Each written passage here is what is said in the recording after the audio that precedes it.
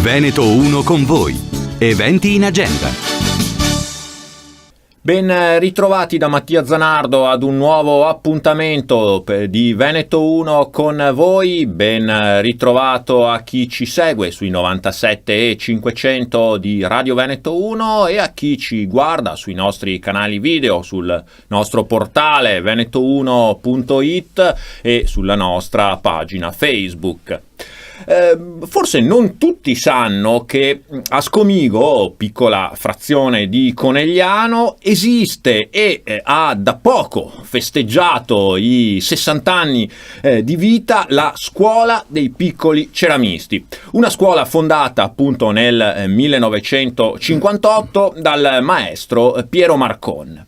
E per celebrare questo anniversario, per raccontare appunto questa ormai pluridecennale storia, c'è un libro, ci sarà anche una mostra e altre iniziative speciali, e di tutto ciò noi vi parliamo oggi e lo facciamo insieme a due ospiti che vi presento e vi saluto subito. Renzo Salvador, che è presidente dell'Associazione dei Piccoli Ceramisti di Scomigo, benvenuto. Grazie.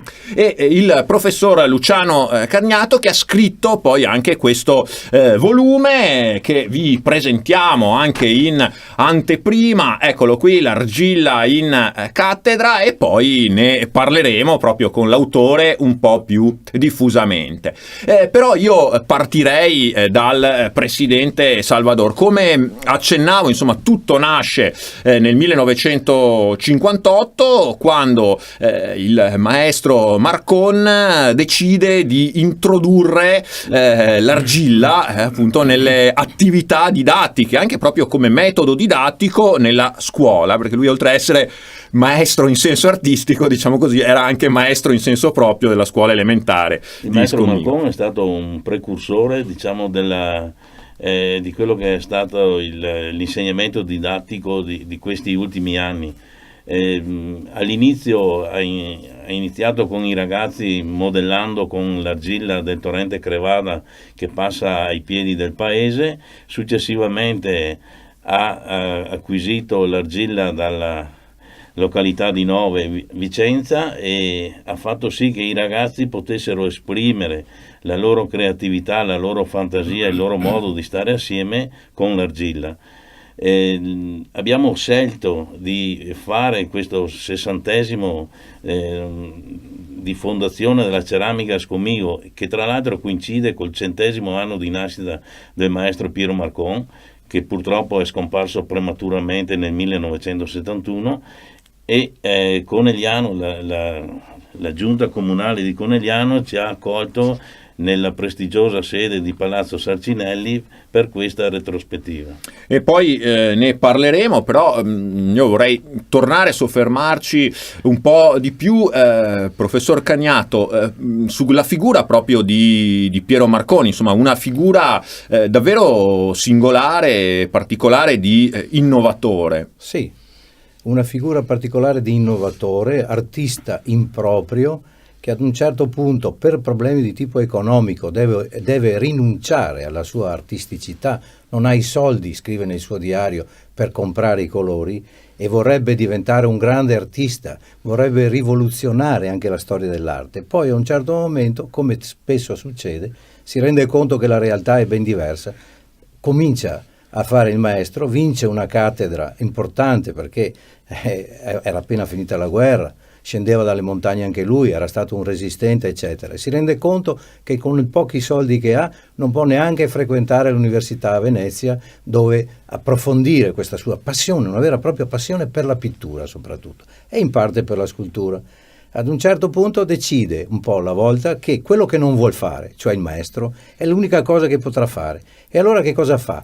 Fa in modo che i suoi ragazzi diventino, se possono, loro, per lui in qualche modo, e per liberare se stessi anche, dei piccoli artisti. Porta un blocco di argilla, come diceva appunto Renzo prima, della Crevada in classe, e dice: chi farà il compito più interessante oggi potrà lavorare questa ceramica. Loro non sanno neanche lavorare questa creta la chiamano loro, argilla ovviamente.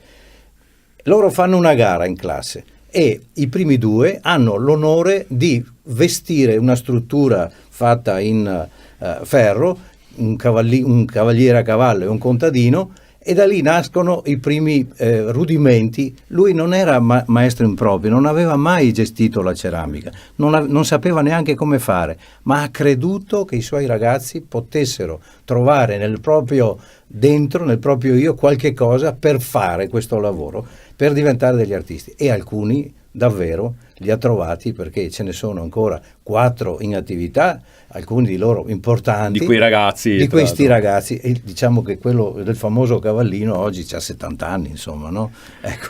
Perché appunto da quella intuizione, da quella lezione così originale, poi è nata una tradizione, una scuola anche in senso artistico, che, come dicevamo, dura tuttora, e che l'associazione e il professor Cagnato hanno raccontato poi anche in questo volume, no? Sì, certo, perché in realtà lui, quando ha visto che questi ragazzi prendevano fuoco, diciamo, nell'arte, bruciavano per quest'arte, si davano tanto da fare, lì convocava, non solo di mattina, ed è riuscito a trovare attraverso un direttore didattico davvero illuminato, il dottor Alessi, è riuscito a farsi dare in qualche maniera l'ok, il vai che va bene così, superando tante difficoltà, tante invidie, che capitano ovviamente per una persona, per un insegnante che vuole fare il nuovo.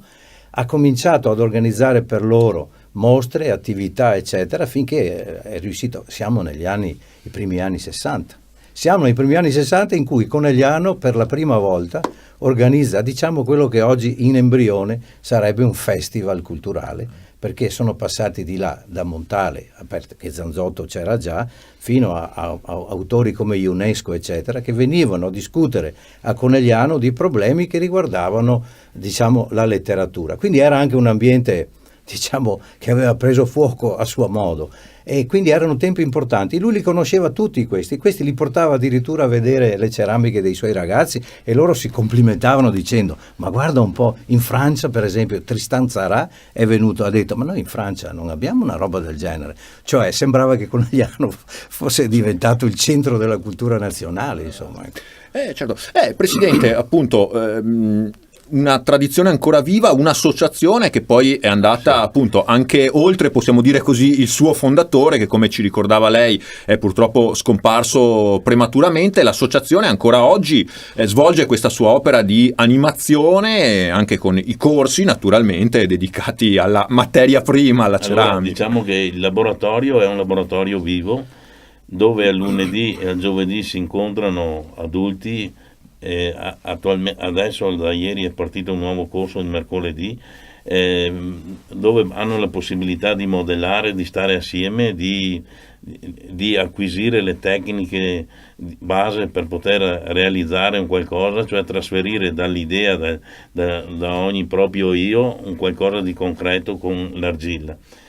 E questo ci fa un enorme piacere. Inoltre va sottolineato il sabato pomeriggio, dove è aperto ai giovani, oltre a qualche adulto che durante la settimana non può venire, ma in particolare va sottolineato l'impegno dei maestri ceramisti nei confronti delle persone che hanno disabilità più o meno grave. Quindi abbiamo collaborazioni con associazioni, diciamo così, con l'AIP della Marca Trevigiana, con il gruppo Il Sorriso e altre associazioni, la Casa Rossa di Ponte di Piave. Cioè questo è diciamo così, un germe che ha gettato il maestro Marcon della solidarietà e del stare insieme vicini con gli ultimi, tra virgolette, quando noi eravamo ragazzini, e che tutt'oggi si rinnova, si perpetua. Quindi questo è una cosa importantissima. Certo, non solo nel lato artistico in sé, ma anche appunto poi con uno sviluppo sociale e solidale. Che dura,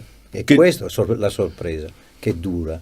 Quello che mi ha spinto a fare questo lavoro che loro mi hanno proposto, verso il quale avevo una certa titubanza, perché i documenti sono quelli che sono, eccetera, ma quello che è sorprendente è che a Scomigo gli allievi del maestro Marcon ci sono ancora, conservano i suoi dettati, che sono straordinari, perché lui prendeva un argomento, del giorno, metteva dentro i suoi ragazzi, ci mescolava il paese e dettava per 2 ore a questi ragazzi, che poi dopo hanno conservato questi diari. Ci sono alcuni che li conservano come delle reliquie. Un vero e proprio maestro che dall'M minuscola passa un M maiuscola, perché i maestri veri sono quelli che ci hanno lasciato qualche cosa, insomma. Certamente, assolutamente, infatti appunto come diceva anche il Presidente, un germe che poi ha fruttificato, un seme che ha fruttificato.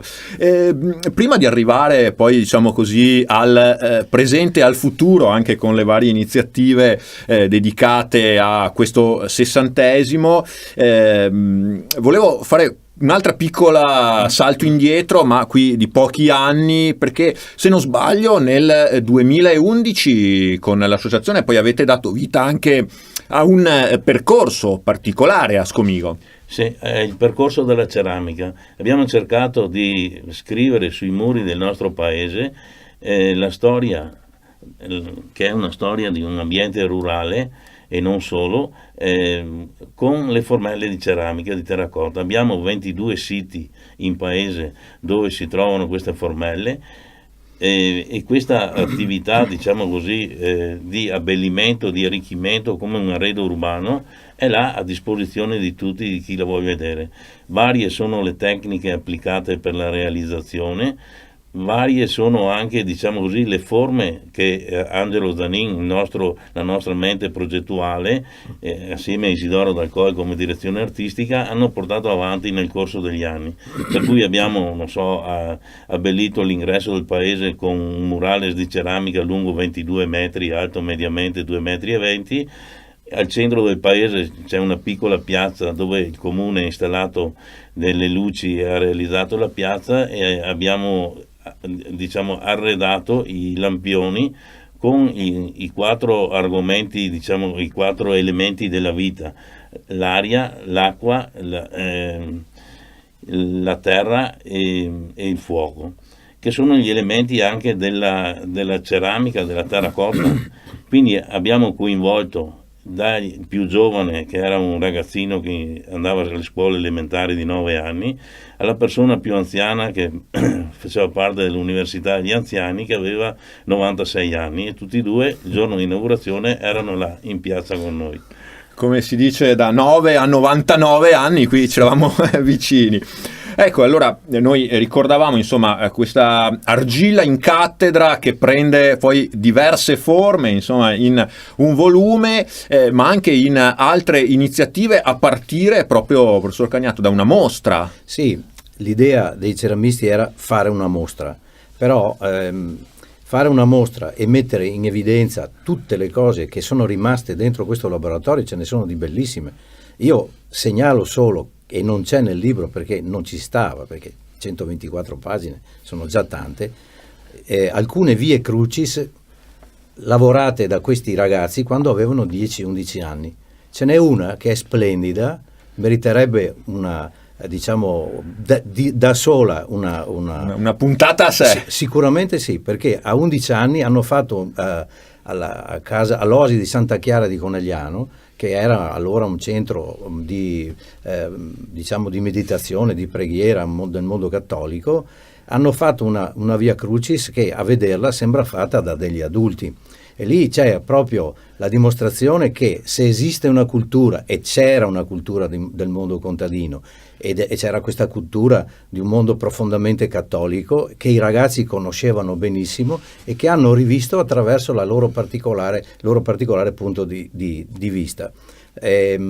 Questa cosa aveva bisogno di essere accompagnata da un testo che spiegasse e la storia del maestro, che sta addirittura figlio di emigranti, che segue la famiglia, il papà perseguitato dal fascismo, va a fare il minatore in Francia dove muore, lui a 5 anni va in questo paese, quindi conosce la vita proprio la più difficile, la più dura. Poi muore il padre in un incidente di miniera, costretto con la famiglia a tornare a studiare nel suo paese d'origine, dove trova un parroco e il medico del paese. È interessante perché è la storia è la nostra storia, certo, è che la lo storia. aiutano a studiare, lui diventa maestro e poi dopo fa in modo che altri diventino maestri, che in questo caso sono maestri ceramisti. Ma poi in quel libro là ci siamo accorti che mancava qualche cosa.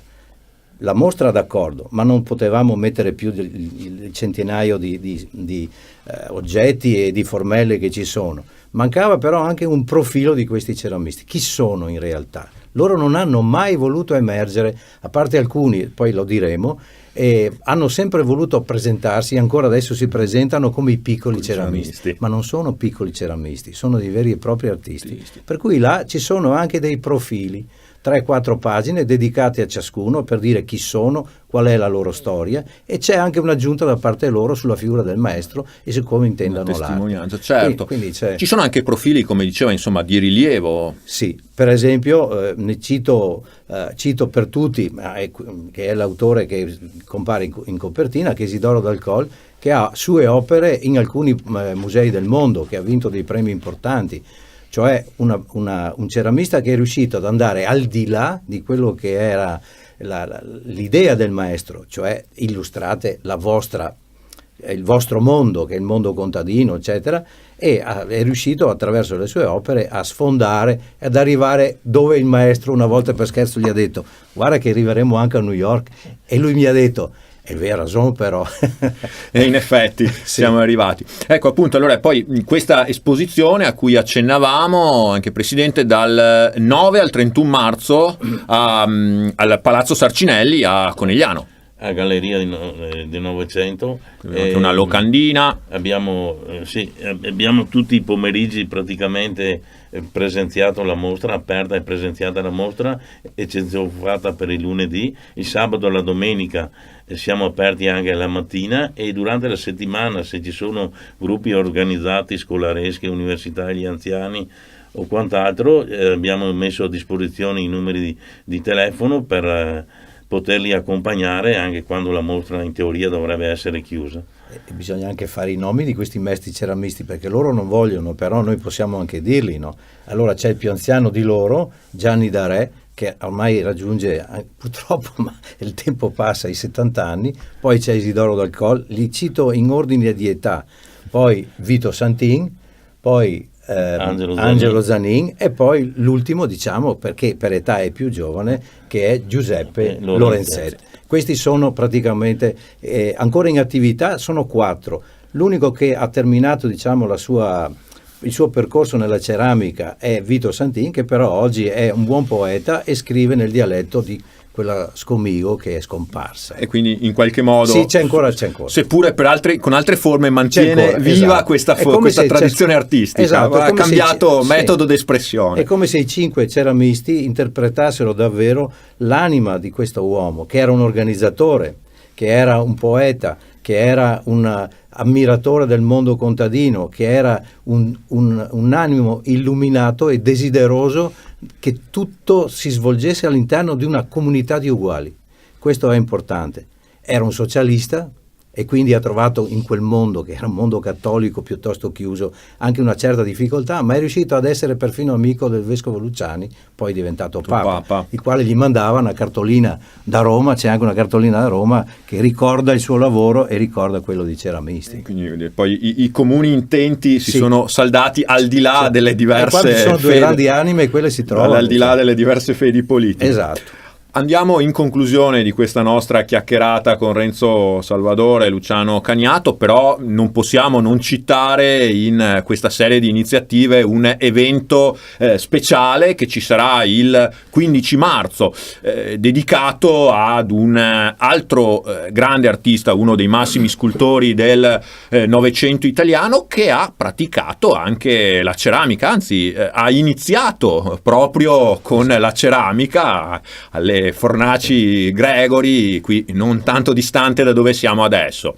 Ecco, professore, appunto un evento speciale inserito. Si è pensato di chiedere al professor Nico Stringa, storico dell'arte e noto tra i più affermati in Italia. Esatto, di trattare un argomento che fosse possibilmente attinente alla ceramica.